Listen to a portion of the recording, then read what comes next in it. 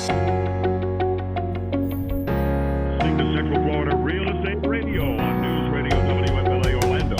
Now to our studio and your host, local real estate expert and my friend, Laura Petersen. When it comes down to it, the number one anxiety for first-time buyers is paying and overpaying and just thinking that that's going to happen. And one of the things that I've come into realization and been talking a little bit about lately is that market value is not the same as a bank appraisal.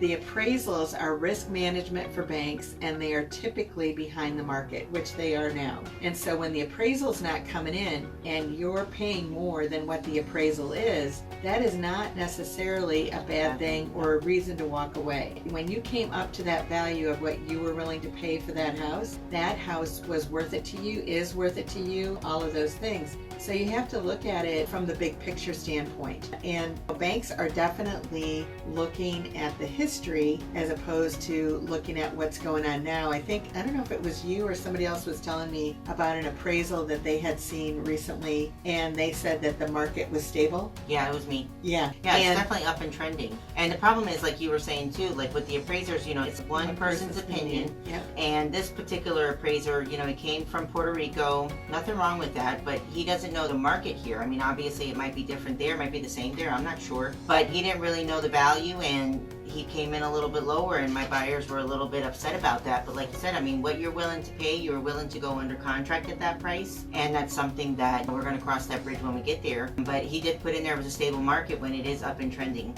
So, I mean, we are up and trending big time. Yeah, I mean, there isn't any inventory, things are flying off the shelf, so it's kind of what's going on. And so you definitely have to look at all of those things. Those are the kind of things that, when we're looking at an appraisal and we're going to go back and say, hey, did you consider this, and that kind of thing, that we would point out, obviously. Exactly. But the bottom line is that you're not going to be overpaying for a house that you don't want to be overpaying for.